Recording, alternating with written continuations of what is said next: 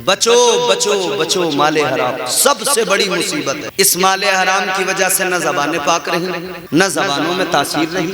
इस माले हराम की वजह से अपनी नस्लों को खिला रहे हैं, उन नस्लों में वो शराफत नहीं आ रही। हमारी नस्लों में वो शराफत, वो पाकीज़गी, वो तकद्दुस नहीं आ रहा। तभी तो आप देख रहे हैं ना, इतने इतने से बच्चे, जरा जरा से बच्चे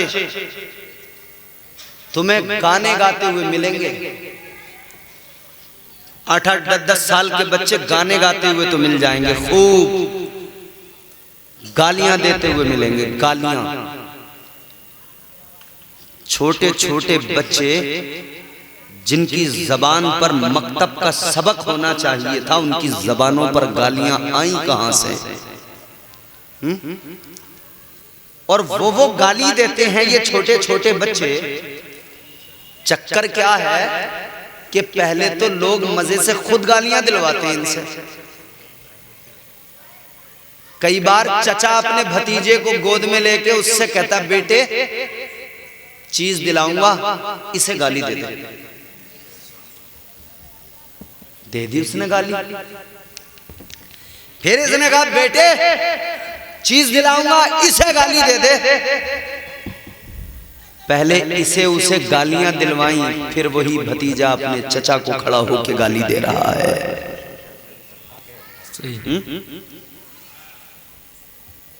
फिर उस वक्त में एहसास होता है कि हाय, जिसे गोद में उठा के फिरता था आज वो मुझे गालियां दे रहा है। ये गालियां नहीं दे रहा, ये तेरी तरबियत गालियां दे रही है। बेशक जी। एक बाप सोचे मैं अपने बच्चे की तरबियत क्या कर रहा हूं। हजरत अनस बिन मालिक बाजार से गुजर रहे थे, देखा एक आदमी, एक बूढ़ा शख्स है, उसे एक शख्स मार रहा है। लोग खड़े देख रहे हैं। हजरत अनस बिन मालिक आगे बढ़े, सोचा मैं बचाऊं, मेरा लिहाज करेंगे लोग, छोड़ देगा वो मारने वाला। आप आगे गए, जाकर उस बूढ़े को बचाया जिसे मारा जा रहा था। जब आप बचाने लगे तो वो बूढ़ा कहने लगा, हजरत मत बचाइए, पिटने दीजिए। आपने फरमाया क्या बात है? वो बूढ़ा कहने लगा, मामला ये है, ये मेरी तरबियत मुझे मार रही है। अल्लाह। कहता है ये कोई और नहीं मार रहा, मेरा बेटा मुझे मार रहा है, ये मेरी तरबियत मुझे मार रही है। का मतलब क्या? का मतलब ये है, मैं कल इसके सामने अपने बाप पे हाथ उठाता था, आज इसने जो देखा वही सीखा, आज ये मुझ पे हाथ उठा रहा है। तो जो तरबियत तुम अपनी औलाद को दोगे, वो तरबियत फिर तुम भुगतोगे भी, देखोगे भी उसे। तो याद रखना, अगर तेरा बेटा तेरे सामने खड़े होकर तुझे बुरा भला कह रहा है, गाली दे रहा है, तो ये तेरी तरबियत तुझे गाली दे रही है। ये छोटे छोटे बच्चे, इनकी जबानों पर अगर गालियां आई हैं तो जिम्मेदार ये बड़े हैं। अपनी जिम्मेदारी से भाग नहीं सकते, अपनी जिम्मेदारी को जिम्मेदारी समझो। इनके हाथों में कलम दे दो, इनके हाथों में किताब दे दो। अगर इन्हें गालियां ही सिखानी है तो याद रखना इनका मुस्तकबिल बर्बाद है। अगर गालियां सिखाओगे, आने वाली जिंदगी में ये क्या करेंगे? रुसवाए जमाना बन जाएंगे। याद रखो, अपनी नस्लों के हाथों में किताब दे दो, अपनी नस्लों के हाथों में कलम दे दो। आप तो यहाँ रहते हो, एटा जिला शायद है या कासगंज होगा, मुझे नहीं पता, लेकिन ये एटा जिला आपके करीब में वहीं पे एक जगह है, एक जगह है मदीनतुल औलिया है। क्या जगह है? मारेरा मुकद्दसा। वहां का पैगाम मेरे पास तक तो बाद में पहुंचेगा, आप तक पहले पहुंच जाएगा। मारेरा शरीफ से पैगाम दिया गया, आधी रोटी खाओ लेकिन बच्चों को पढ़ाओ। इन्हें तालीम नहीं दोगे तो ये नस्ल, ये जनरेशन बेकार। तो ये तरबियत है, तुम जो करोगे वो सीखेगी औलाद। तुम चीटिंग बाजी करोगे, औलाद भी चीटर बनेगी। तुम्हारे अंदर मकर फरेब होगा, औलाद में भी आएगा। बेशक बाप नमाजी हो तो बेटा ढूंढते हुए मस्जिद में जाएगा, बाप जुआरी हो तो बेटा ढूंढते हुए जुए के अड्डे पे जाएगा। किसे फिक्र है यहाँ, किसे एहसास है यहाँ? बस अल्लाह खैर फरमाए। मगर सुनिए, सरकार गौसे आजम के वालिद गिरामी पहुंच गए, कहते मुझे माफ कर दो, माफी लेने आया हूं। वली ने वली को देखा, समझ गए, कहने लगे ऐसे नहीं मिलेगी माफी। कैसे मिलेगी? फरमाने लगे अगर मुआफी चाहिए तो 6 साल तक मेरे बाग में रहना पड़ेगा, नौकरी करना पड़ेगी। 6 साल तक मेरे बाग के अंदर बागबान बन के रहोगे, मेरे बाग की देखभाल करना पड़ेगा। सरकार गौसे आजम के वालिदे गिरामी है, ऐन शबाब का जवानी का आलम है। अल्लाह अकबर कबीरा। अब बाग के अंदर 6 साल तक देखभाल करने लगे, बाग के अंदर बागबानी करने लगे। 6 साल कोई छोटा मोटा अरसा नहीं होता। अजीजाने गिरामी वकार, जब 6 साल हो गए, 6 साल गुजरने के बाद में आए हजरत अब्दुल्ला सोमई से कहने लगे, हुजूर वाला मैंने 6 साल गुजार दिए, अब मुआफी दे दीजिए। आपने फरमाया अभी नहीं मिलेगी मुआफी, 6 साल और मेरे बाग में काम करो। और 6 साल बाग के अंदर गुजारे। ऐ लोगों, और 6 साल गुजारने के बाद में जब आए कि अब मुआफी दे दो, तो हजरत अब्दुल्ला सोमई ने फरमाया एक शर्त पे मुआफी मिलेगी। वो शर्त ये है, मेरी एक बेटी है, कानों से बहरी है, आंखों से अंधी है, जबान से गूंगी है, हाथ पैरों से लंगड़ी लूली है। तुम्हें उससे निकाह करना पड़ेगा। अगर उससे निकाह करोगे तब तुम्हें मुआफी मिल जाएगी। बात आ गई समझ में? अरे गर्दन वर्दन कुछ हिला लिया करो। एक अकेला मैं ही सोचूं ये तो कोई बात नहीं, तेरा मेरा गम है बराबर, मैं भी सोचूं तू भी सोच। क्या बात है? आप जब रिश्ता करने जाते हैं अपने बेटे का, और अगर कोई बता दे कि साहब लड़की अंधी है, तो क्या करोगे? बिचौलिया के 2 चपत लगाओगे, तुझे दिख नहीं रहा था मेरा बेटा कैसा है, तो अंधी लड़की से निकाह कराने चला। आपको अगर कोई बता दे कि लड़की का हाथ टूटा हुआ है, बिचौलिया पे चढ़ जाओगे। क्या तू क्या समझ रहा है हमें? हम ऐसी जगह से करेंगे, ऐसी लड़की से करेंगे? अल्लाह बोलो। मगर वली एक वली से कह रहा है मेरी बेटी से निकाह करोगे? यहां तो बिचौलिया बगल में बस्ता दबा के और झूठ बोलता फिरता है।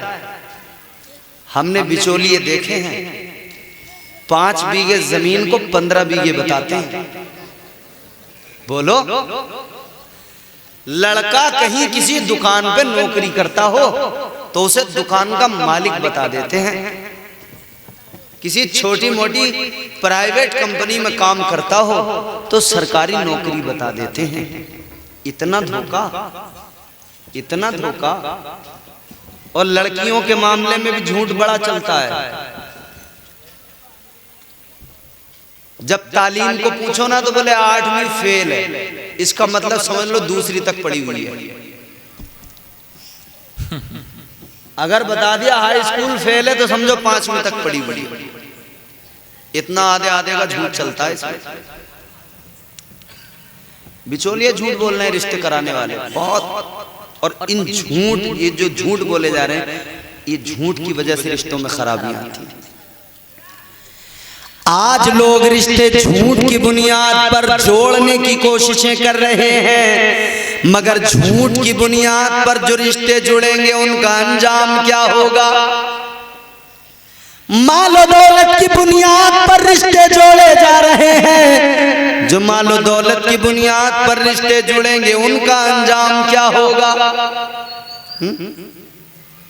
चार चीजें देखकर हुजूर ने फरमाया रिश्ते किया करो, और उनमें एक चीज इंपॉर्टेंट है, हुजूर फरमाते हैं दीनदारी देख के रिश्ता किया करो। बेशक बेशक, सुभान अल्लाह। मैंने यहाँ नौशा को देखा, मेरा दिल खुश हो गया। कब कल बरा सुबह को दोपहर में मेरा दिल खुश इसलिए हो गया कि आमतौर पे दूल्हा इस रात में करते क्या हैं, नाइयों को बिठा के हजामत बनवाते हैं, ब्लीचिंग करवाते हैं, मुंह रगड़वाते हैं अपना सारी रात। जी जी, होता है कि नहीं। और नाई लेके आता पूरा बस्ता, बोले इससे तो निकाल ही लेंगे, दूल्हा बनने जा रहा है, इससे तो निकाल ही लेंगे। पहले एक लगाएगा, फिर मुंह रगड़ेगा, फिर दूसरी लगाएगा, फिर मुंह गोरा बनने के चक्कर में मुंह लाल करवा के सुबह को दूल्हा बने हुए होते हैं। सही बात है। मैंने कई दूल्हा देखे गोरा बनने के चक्कर में सुबह को जब बैठे दूल्हा बने हुए मुंह लाल है, ऐसा लग रहा मुंह पे सूजन आ गई, जैसे रात किसी ने मारा है। वारे वाह दूल्हा, पैसे देके अपना मुंह लाल करा लिया। कैसी हिमाकत, कैसी बेवकूफी। मगर लोग, मैं बाल कटवाने गया नाई की दुकान पे, मैंने एक आदमी को देखा, उसने पहले नाई से दाढ़ी बनवाई, हजामत राशिद भाई, और हजामत बनवाने के बाद में फिर उसने 2-4 किरमें लगवाई, और उसके बाद में जब वो मेरे बाल काटने आ गया उसे छोड़ के, तो उसने 10 मिनट ऐसे अपने मुंह देखा गौर से पकड़ पकड़ के, और जहां भी बाल दिख जाता था उसे वो मेरे बाल रुकवा दिया करता था, कहता ये वाला बाल रह गया निकाल। कभी बोला ये बाल रह गया निकाल। मैंने कहा अजीब बात है, आदमी नाई की दुकान पे बैठ के ये सोच रहा है बिल्कुल चिकना बन के उठूं यहां से, और कई तरह की।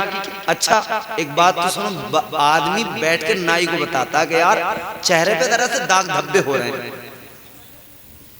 ऐसा बताता है जैसे MBBS डॉक्टर को बता रहा, और वो भी, उसका भी कॉन्फिडेंस एक नंबर का, वो भी कह रहा तुम एक काम करियो, इस वाली क्रीम का फोटो खींच लो, इसे ले लेना, इसे लगा। याद रखना मेरे नौजवानों बुजुर्गों, क्रीमें लगाने से, क्रीम लगाने से कोई गोरा नहीं होता। क्रीम चाहे 1000 वाली हो, चाहे 5000 वाली हो, अगर क्रीम लगाने से कोई गोरा हो जाता तो वेस्ट इंडीज में एक भी आदमी काला नहीं होता।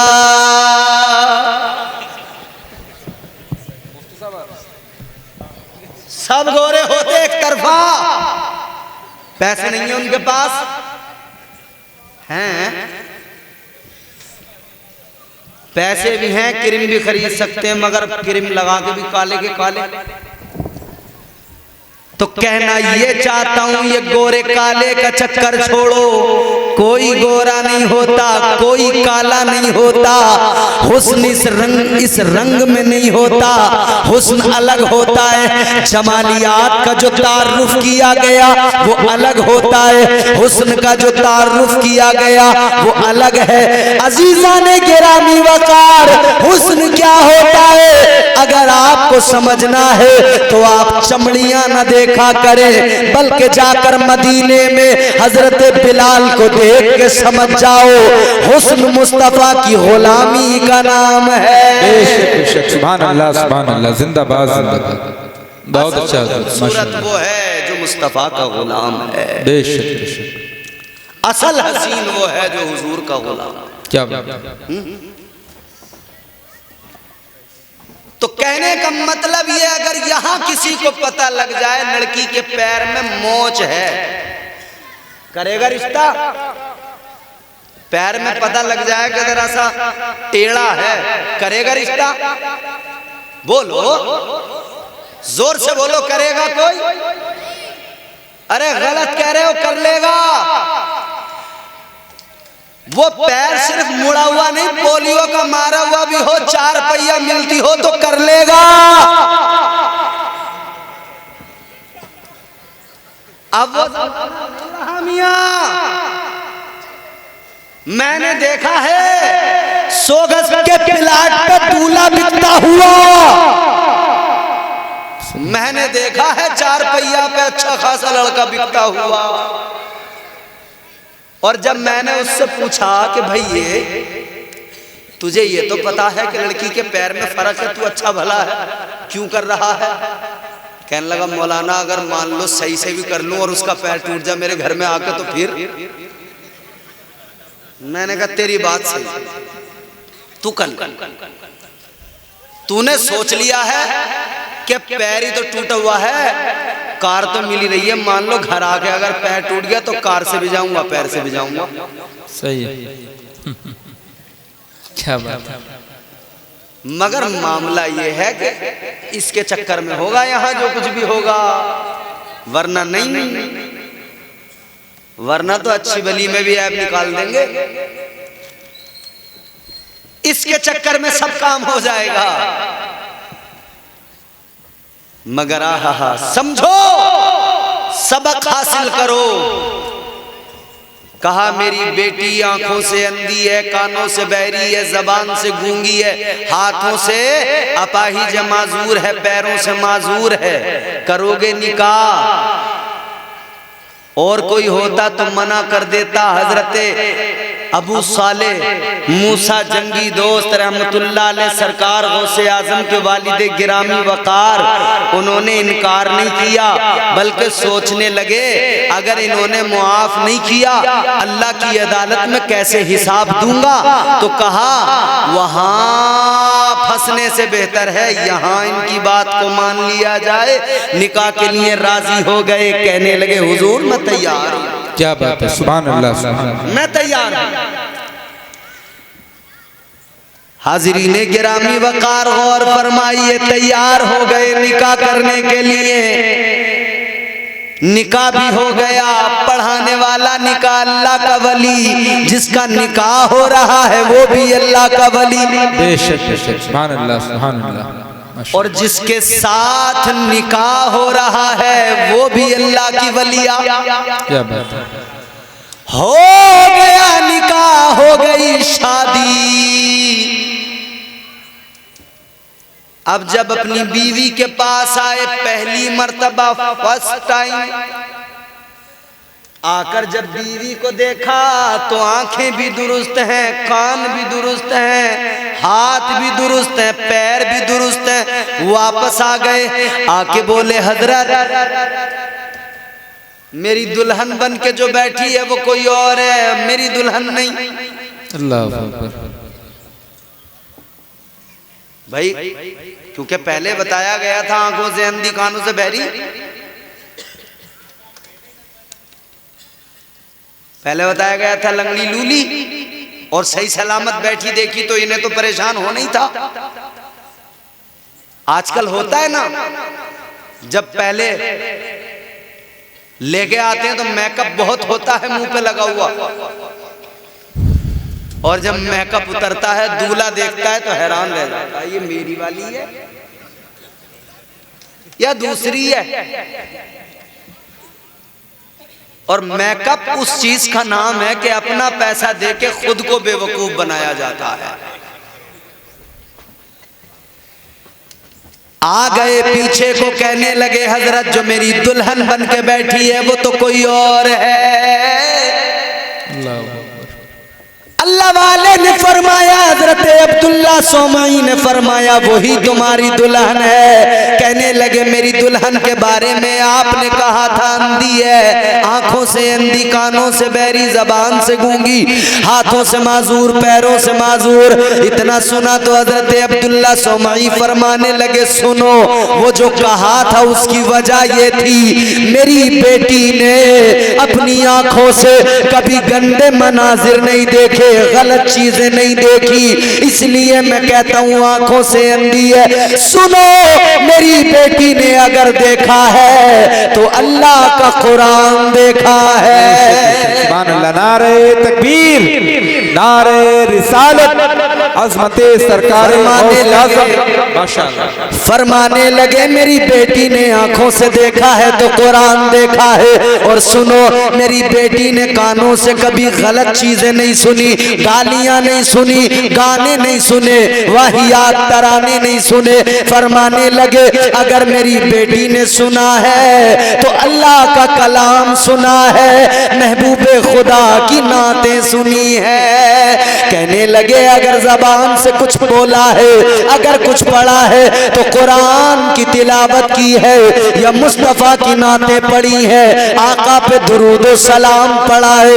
फरमाने लगे हाथों से माजूर इसलिए बताया कि मेरी बेटी ने अपने हाथों से खिलाफे शरा कोई काम कभी नहीं किया, अपने पैरों से खिलाफे शरा कभी कोई काम नहीं किया, एक कदम आगे नहीं बढ़ी। इसलिए मैंने कहा था मेरी बेटी पैरों से माजूर है।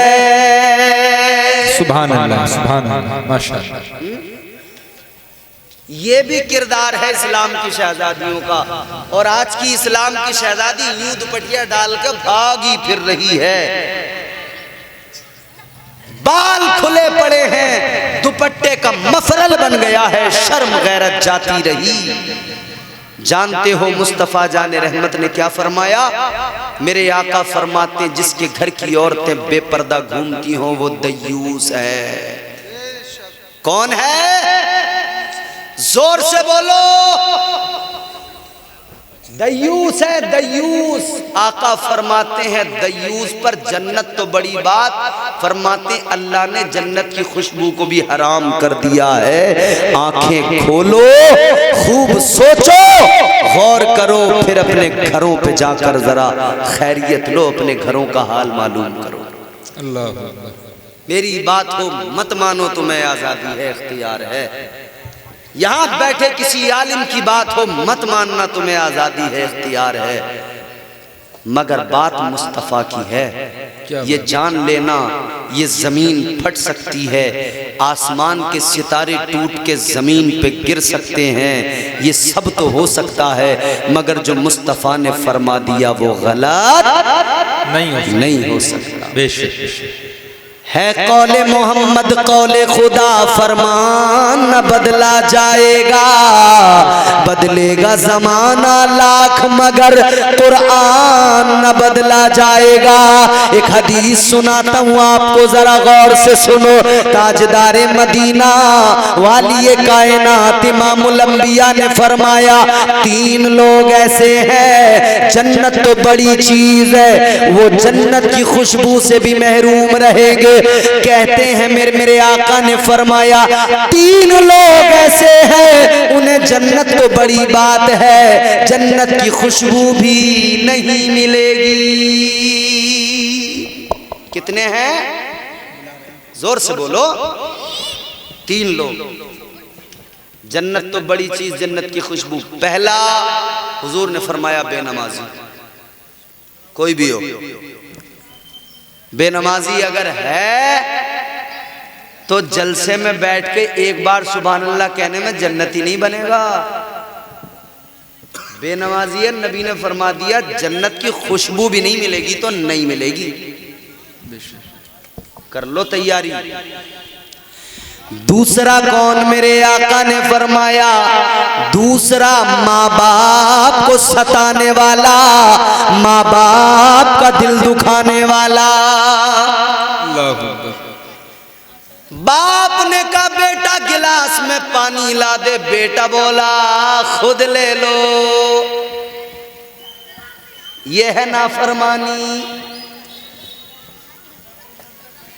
बाप ने कहा बेटा कहाँ जा रहा है? बेटा बोला अब्बा तुम्हें क्या मतलब, घर में रहो आराम से। माँ ने कहा बेटी से बेटी नमाज पढ़ ले। बेटी बोली तुम ही पढ़ती रहो नमाज, मुझे तो पाकिस्तानी सीरियल देखना है।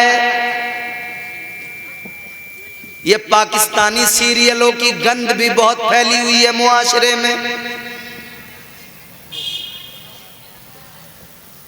मैं तो इजहार भाई ये कह रहा हूं, खुलेआम कह रहा हूं, लिमरा एजेंसी का कैमरा लगा हुआ है भाई। इस मुल्क को जितना आतंकवादियों ने बराबर के मुल्क से जितना आतंकवादियों ने परेशान कर रखा, उतने ही भैया ये पाकिस्तानी सीरियलों ने भी परेशान कर रखा है हमें जी।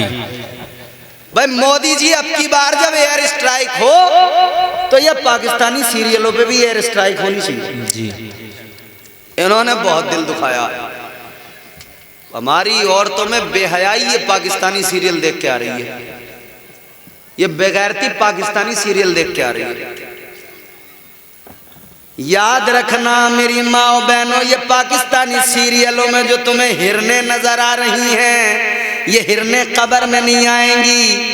वो हिरन के खुले बाल देख के जो तुमने खोल लिए, वो हिरन कब्र में नहीं आएगी। तैयारी कर लो कब्र की, कब्र में मेरे मुस्तफा तशरीफ लाएंगे। सुभान अल्लाह, सुभान अल्लाह। और ये जो कॉलेजों के नाम पर स्कूलों के नाम पर बेगैरती हो रही है, याद रखना तालीम तो दो बच्चियों को, मगर ऐसी तालीम न देना कि जिसमें हया जाती रहे, ऐसी तालीम न देना जिसमें गैरत का जनाजा उठ जाए, ऐसी तालीम न देना जिसमें हया का तकद्दुस पामाल हो जाए। याद रखना ऐसी डिग्री आग में जलाने के काबिल है जिस डिग्री की वजह से किसी मुसलमान की बेटी भाग कर किसी काफिर के घर में चली जाए, मुर्तद बन जाए। इतना जान लेना ऐसी डिग्रियां चूल्हे में जलाने के काबिल है। हाँ, ये डिग्रियां हो ना हो, एक डिग्री जरूरी है। वो कौन सी डिग्री है? वो कनीज़े फातिमा की डिग्री है। सुभान अल्लाह, सुभान अल्लाह, माशाअल्लाह। कनीज़े फातिमा बन जाओ, कनीज़े फातिमा बना लो, तब है फलाह, तब है कामयाबी। फरमाया दूसरा, माँ बाप का दिल दुखाने वाला, माँ बाप को सताने वाला, जन्नत तो बड़ी बात है, जन्नत की खुशबू भी उसको नहीं मिलेगी। तीसरा फरमाया मेरे आका ने, जिसके घर की औरतें बेपर्दा घूमती हों, जन्नत तो बड़ी बात है, जन्नत की खुशबू भी। मैं आप हम सब के सब मुजरिम, अरे कोई बचा हुआ नहीं है, सब बराबर के मुजरिम हैं। और खुदा का खौफ करो। वो बहुत परहेजगार लोग होते हैं जिनके घरों में ये पर्देदारियां होती हैं मियाँ, वरना इस दौर में हमें नहीं आ रही नजर पर्देदारियां। खुदा का खौफ करो। क्या तुमने तारीख नहीं पढ़ी? जश्न गौसुल वरा है। आखिरी बात कह के बात को ख़त्म कर रहा हूँ। हमने तो वो भी शहजादियाँ देखी जिनके तकद्दुस, जिनके पर्दे, जिनकी हया का ये आलम था कि वो अल्लाह की बारगाह में वो मकाम रखती थी कि वो अल्लाह की बारगाह में कोई गुजारिश करें, कोई अर्जी लगाएं, अल्लाह उनकी अर्जी को फौरन कबूल फरमा लेता था। बेशक बेशक, सुभान अल्लाह। सरकार गौसे आजम की फुप्पो, नाम हजरत सैयदा आयशा रहमतुल्लाहि अलैहा, माशाअल्लाह। सरकार गौसे आजम की फुप्पो। कौन फुप्पो? बोलो। फूफियों से बड़ा प्यार होता है ना। वह फूफियों से एक ही औरत होती है जो चिढ़ती है। वो समझ गए तुम कौन चिढ़ती है। ये नंद भावच का रिश्ता बड़ा खतरनाक है। वहां बराबर जो है ना कनेक्टिविटी आती नहीं है, मामला गड़बड़ाता रहता है। किसी भावच को कभी नंद अच्छी मिली नहीं है और किसी नंद को कभी भाभी अच्छी मिली नहीं है, ये तारीफ है। एक दूसरे में इन्हें ऐब भी नजर आते हैं। माँ बेटे से कहते बेटा फुप्पो से दूर रहना, और अगर बच्चा फुप्पो से ज्यादा लगता फूफी के कलेजे में घुसेगा, फूफी के कलेजे में घुसेगा। और फुप्पो उधर से कह रही है लल्ला तेरी माँ जो है ना बड़ी चंडाल है, तेरी माँ जो है ये बड़ी खतरनाक है। ये बड़ा सिस्टम खराब है। मगर सुनो, हाय हाय सरकार गौसे आजम पीराने पीर, सरकार गौसे आजम की फुप्पो नाम हजरते आयशा, शान भी देख लो। बारिश नहीं हो रही थी, क्या लोग परेशान, कहत के सबब लोग प्यासे, जानवर प्यासे, समझ रहे हो, बड़ा मामला खराब। बारिश नहीं हो रही थी, कहत का आलम था, लोग कहां गए? सैयदजादी के दरवाजे पे आ गए गुजारिश लेकर। सारे लोगों ने मशवरा किया चलो चलो सैयदों के दरवाजे पे चलो। ऐ लोगों तारीख गवाह है, जब भी कौम परेशानी में फंस जाती है तो सैयदों के दरवाजे पकड़ लिया करती है। आज भी सैयदों के दरवाजों पे पहुंच जाओ, ये मारेरा मुकद्दसा करीब में है, सैयदों के दरवाजे पकड़ लो, खुदा की कसम काम बन जाएंगे। अल्लाह अकबर कबीरा। लोग आ गए दरवाजे पे, और अंदर से जब दरवाजा खड़काया, अंदर से खादिमा ने कहा कौन? कहने लगे लोग कि बीबी तक पैगाम पहुंचा दो, हम आए हैं सारे के सारे, कहत की वजह से परेशान है, कहत की वजह से बुरा हाल है, बारिश नहीं हो रही है, जरा दुआ कर दे कि बारिश हो जाए। अल्लाह अल्लाह, आप जरा ये जुमले आखिरी सुन लो, बात मेरी खत्म हो रही है। जिक्र किसका है? एक नबी की शहजादी का है, एक सैयदजादी का है, गौसे आजम की फुप्पो का है। अल्लाह अकबर कबीरा। आ गए लोग, कहने लगे जरा दुआ कर दो। आपने कहा खड़े हो जाओ, इंतजार करो। आपने क्या किया? गौसे आजम की फुप्पो ने क्या किया? दुआ के लिए हाथ नहीं उठाए, मुसल्ला नहीं बिछाया, बल्कि उन्होंने क्या किया? हाथ में झाड़ू उठाई। क्या किया? बोलो। झाड़ू, हाथ में झाड़ू, झाड़ू उठाई। झाड़ू हाथ में उठाने के बाद में आंगन में झाड़ू देना शुरू कर दिया। माशाअल्लाह। लोग कहने लगे बीबी हम दुआ कराने आए, आप झाड़ू लगाने लगी, फरमाने लगी खड़े रहो, इंतजार करो। आंगन में झाड़ू लगाई। गौर से सुनो, गौर से अलीपुर वालों, अलीपुर वालों, अली की बेटी की बात सुना रहा हो।